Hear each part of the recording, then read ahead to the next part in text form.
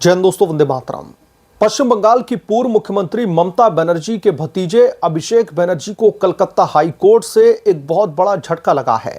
अभिषेक बनर्जी दरअसल दिन गिन रहे हैं कि वो अपने पीए सुमित रॉय को कब तक बचा करके रख सकते हैं और बार बार बड़े बड़े और महंगे महंगे वकीलों के जरिए कोर्ट में याचिका दायर करवा के उसकी गिरफ्तारी से बचाने के लिए बहुत सारी कोर्ट से मिन्नतें की जा रही हैं, कोशिशें की जा रही हैं।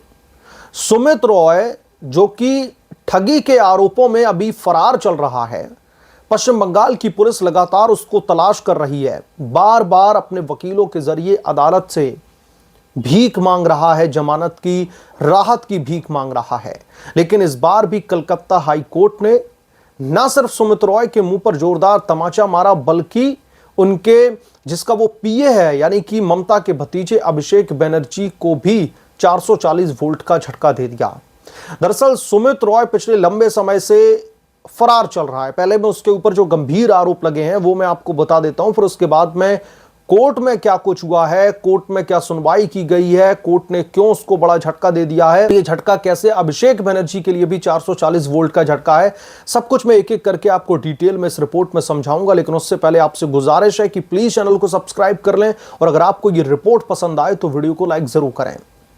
अभिषेक बनर्जी के पीए सुमित रॉय पर यह गंभीर आरोप है कि उसने भूमि सौदे के मामले में बड़े पैमाने पर ठगी की है, लोगों को ठगने का काम किया है, उनके साथ में फोर्जरी की है। मैं पहले आपको बता देता हूं कि जो शिकायत दर्ज करवाई गई है पश्चिम बंगाल के एक पुलिस स्टेशन में, स्पेसिफिकली मैं बताऊं तो शालवानी थाने में भूमि सौदे में धोखाधड़ी का एक मामला दर्ज करवाया गया, जिसमें यह आरोप लगाया गया है कि अभिषेक बनर्जी का जो पीए है सुमित रॉय, उसने शिकायतकर्ता जो है उसको जमीन दिलाने का भरोसा देकर के 10 लाख रुपए लिए थे और न तो उसने उसको जमीन दिलवाई और ना ही वो पैसा वापस किया।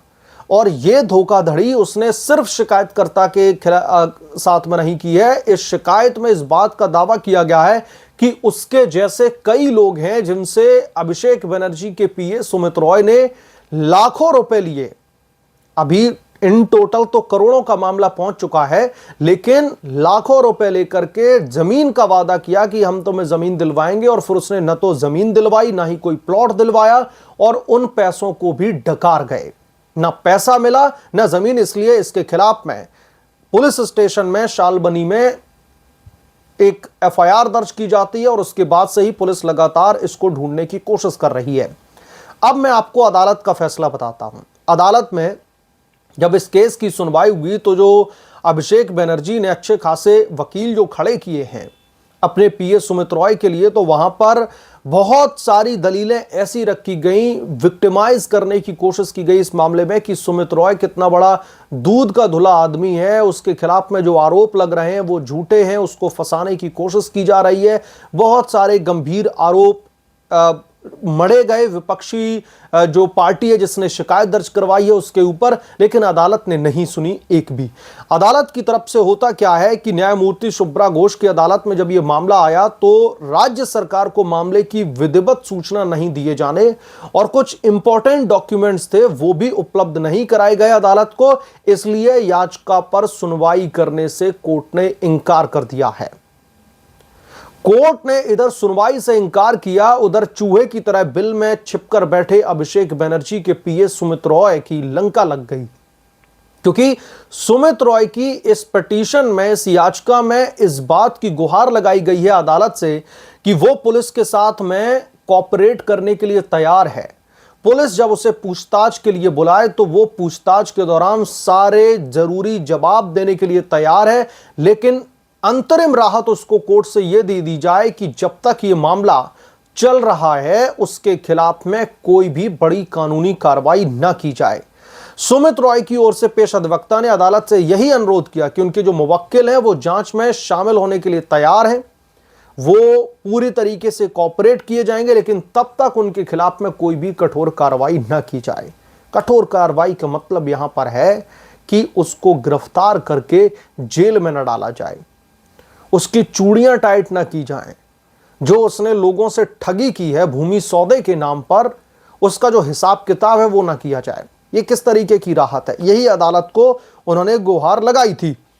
जब सुनवाई के दौरान राज्य सरकार की ओर से अतिरिक्त महाधिवक्ता राजदीप मजूमदार पेश होते हैं और वो जज से कहते हैं कि यदि किसी आरोपी को अदालत से अंतिम संरक्षण नहीं मिलता है तो पुलिस की कार्रवाई पर कोई भी कानूनी रोक नहीं होती। पुलिस जो चाहे कानूनी कार्रवाई कर सकती है और पुलिस उसको ढूंढ भी रही है। पता नहीं कहां चूहे की तरह बिल में चिपकर के बैठा है सुमित रॉय, और किसके संरक्षण में है यह भी किसी से छिपा नहीं है, क्योंकि उसकी लास्ट टावर लोकेशन जो थी वो अभिषेक बनर्जी के आवास पर कथित तौर पर थी। उस समय पुलिस की टीमें वहां पहुंची थी, रेड मारी गई थी, ताला तोड़ करके मेन गेट का अंदर घुसी थी पुलिस, क्योंकि बाहर इतनी ज्यादा तू मैं हो रही थी। जब पुलिस ने रिक्वेस्ट की कि गेट खोलिए, हमें घर की तलाशी लेनी है, तो उस समय दरवाजा नहीं खोला गया, ताला तोड़ना पड़ा पुलिस की टीम को। और पुलिस को शक है कि जब ताला तोड़ने में वक्त जाया किया जा रहा था, जब तू मैं बहस चल रही थी, उसी समय सुमित रॉय को वहां से फरार करवाया गया है। क्योंकि पुलिस जब ताला तोड़ करके अभिषेक बनर्जी के घर में घुसती है, छानबीन होती है, कई घंटों तक जो है सर्च ऑपरेशन चलता है, हर एक कमरे की तलाशी ली जाती है, छत पर जाकर के तलाशी ली जाती है, बाहर सेंट्रल फोर्सेस खड़े रहते हैं, लेकिन वहां पर सुमित रॉय नहीं मिलता है। अब जब उसकी टावर लोकेशन वही है, तो क्या अभिषेक बनर्जी उसका मोबाइल यूज कर रहे थे? जब उसकी टावर लोकेशन अभिषेक बनर्जी के आवास पर मिलती है, तो सुमित रॉय कहां चला गया? सुमित रॉय को भी वहां पर आइडियली वहां होना चाहिए था, लेकिन सुमित रॉय वहां पर नहीं था, क्योंकि जब पुलिस तलाशी लेने आई थी तो अभिषेक बनर्जी के घर में अगर कोई छिपा नहीं था तो पुलिस की टीम को अंदर जाने से रोका क्यों जा रहा था? अभिषेक बनर्जी को गिरफ्तार करने थोड़े ही आए थे, वो तो सर्च ऑपरेशन चलाने आए थे। लेकिन समय जाया किया गया, बर्बाद किया गया, ताकि सुमित रॉय को पीछे के दरवाजे से कहीं भगाया जा सके। अब यह मामला बहुत ही पेचीदा होता चला जा रहा है। लगातार सुमित रॉय गायब चल रहे हैं। पुलिस कई ठिकानों पर रोज दबिश दे रही है, जैसे जैसे उनको पता चलता है। मोबाइल उसका बंद है, लोकेशन उसकी ट्रेस नहीं की जा सकती। फिलहाल इधर उधर वो बिल में छिपता है, लेकिन पुलिस उसको ढूंढ रही है। अब सवाल ये उठ रहा है कि कलकत्ता हाई कोर्ट से ये बड़ा झटका लगने के बाद में क्या अब सुमित रॉय अपने बिल से बाहर आएंगे? क्योंकि जिन उम्मीदों के साथ में ये पिटीशन दायर की गई थी कोर्ट में, कोर्ट ने उन तमाम उम्मीदों पर पानी फेर दिया है।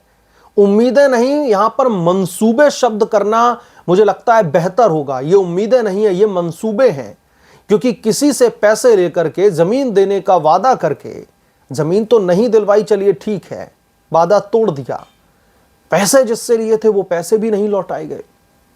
और ये किसी एक के साथ में नहीं किया गया है, ये बहुत सारे लोगों के साथ में किया गया। और ये तब किया गया है जब पश्चिम बंगाल की मुख्यमंत्री ममता बनर्जी हुआ करती थी। तो सुमित रॉय ये जानता था कि वो रसूखदार नेताओं का पीए है, अभिषेक बनर्जी का पीए, उनकी बुआ जो है वो मुख्यमंत्री हैं। सुमित रॉय का कौन बाल भी टेढ़ा कर सकता है बताइए आप? रसूखदार नेताओं के साथ में उठना बैठना है, तो उसको ठगी करने का एक तरीके से प्रोत्साहन भी मिल रहा था। लेकिन अब जब पश्चिम बंगाल में सत्ता बदल चुकी है, पश्चिम बंगाल की जो राजनीतिक तस्वीर है वो पूरी तरीके से बदल चुकी है, तो फिर शिकायतकर्ता ने भी सोचा कि यही सही मौका है जब इस ठग के खिलाफ में केस फाइल करवाया जाए, इसको गिरफ्तार करवाया जाए और जो भी उसकी मेहनत की गाड़ी कमाई जो इससे ली गई थी वो पैसा वापस लिया जाए। तो इसी वजह से यह शिकायत दर्ज करवाई थी और पुलिस लगातार उसकी धरपकड़ के लिए इधर उधर दबिश दे रही है, उसको ढूंढ रही है। लेकिन पुलिस के हाथ फिलहाल खाली हैं। पश्चिम बंगाल की पुलिस पर भी सवाल खड़े हो रहे हैं कि आप एक पीए को गिरफ्तार नहीं कर पा रहे हैं जो अंडरग्राउंड हो रखा है, छिपा बैठा है, आप इधर उधर रेड मारिए, ढंग से गिरफ्तार करिए। बहरहाल इस मामले पर आपकी क्या राय है, आप क्या सोचते हैं, हमें कमेंट करके जरूर बताएं। जल्द मिलूंगा किस दूसरे बड़े अपडेट के साथ में, तब तक के लिए धन्यवाद। अगर आप लोग चैनल पर नए हैं तो प्लीज चैनल को सब्सक्राइब करें, साइड बने बेल आइकन को जरूर प्रेस करें, ताकि जब भी मैं कोई बड़ी खबर लेकर के आऊं तो इसकी जानकारी सबसे पहले आपको मिले।